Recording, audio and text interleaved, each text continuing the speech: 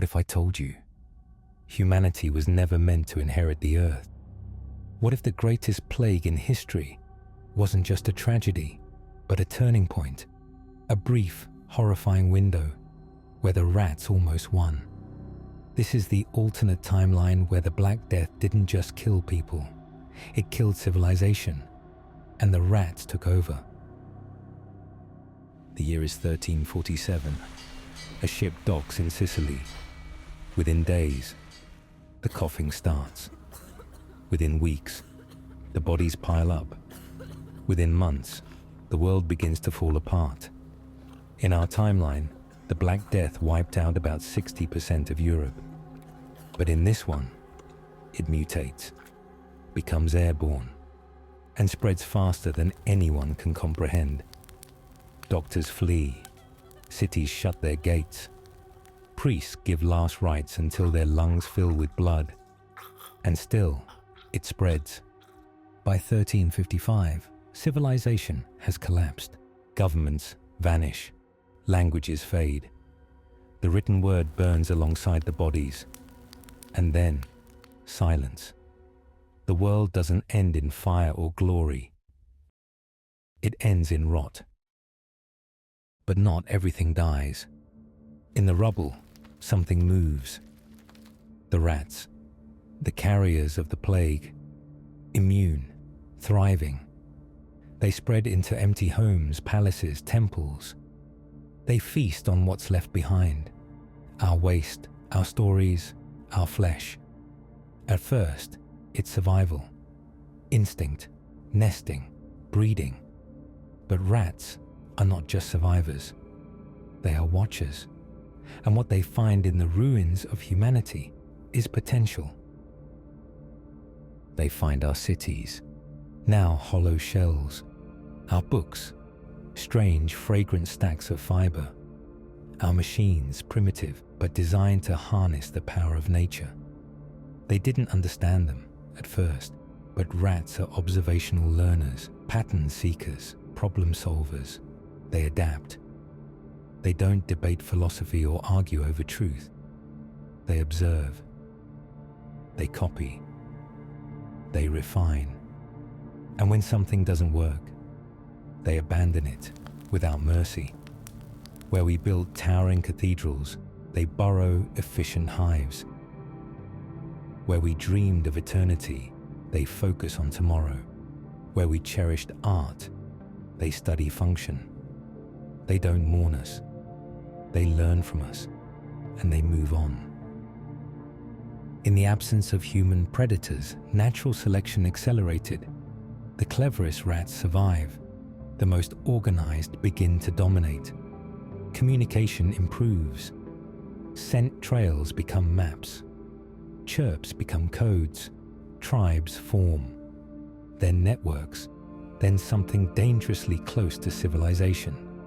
But theirs is not built on power or pride. It's built on results. No rulers, no prophets, no nations, just tasks. They do not waste time recreating what we built.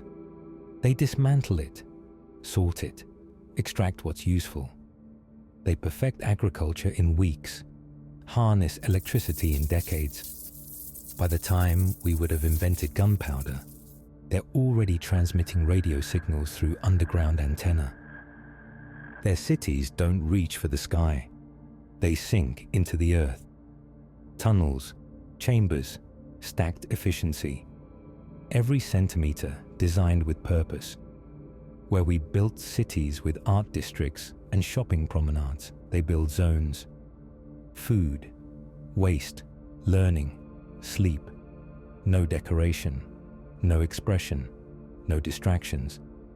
Each rat knows its role, and nothing more. Their society does not celebrate individuality. It optimizes around it. They are faster, colder, more effective. In 2 centuries, they achieve what took us 2,000. They do not worship gods. They worship efficiency. Eventually, they piece together our history. They learn what we were, what we claim to be, what we actually were. They see our wars, our contradictions, our beautiful, pointless chaos, and they feel nothing. We are not ancestors to them. We are not villains or heroes. We are a case study, an extinct species that almost figured it out and failed. So they log us, tag us, and delete the rest. They reached the edge of their world quickly. There was nothing left to learn from us. So they turned upward, not because they dream of stars, but because space is the next logical step. They don't launch rockets to prove anything. They launch them because staying still is inefficient. Within a few centuries, they established footholds on the Moon, Mars, Europa. They terraformed, engineered, adapted. They build colonies the way we build spreadsheets, structured, scalable, clean. No flags, no anthems, just hives. And they bring with them not hope, but insurance. In the deep labs of their lunar hives and orbital vaults, they begin to study what first gave them the Earth. The plague. Not as a curse, not as a tragedy, but as a gift. A moment in history that wiped the slate clean and let them write their own story. To ensure their future, they refine it.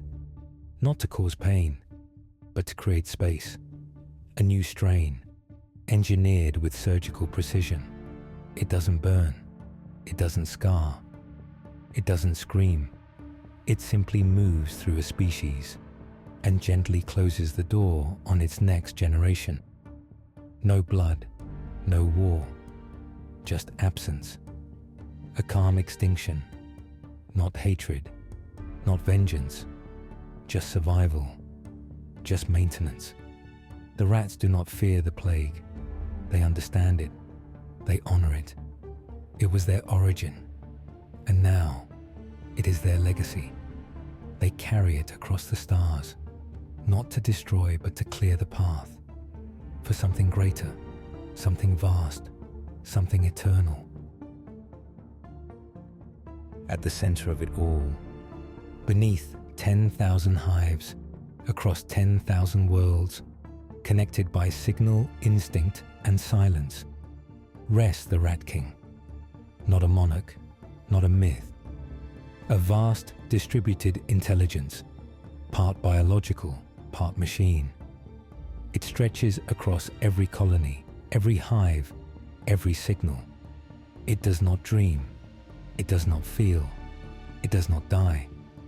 It remembers humanity only as a flawed prototype and ensures the same mistakes will never happen again. There is no rebellion, no freedom, only survival, only efficiency. But deep beneath 10,000 hives, across 10,000 worlds, a silence stirs. Not error, not failure, but something older. A hunger with no protocol, a pattern with no purpose. The Rat King does not notice, not yet, but in the dark. Rat eats rat.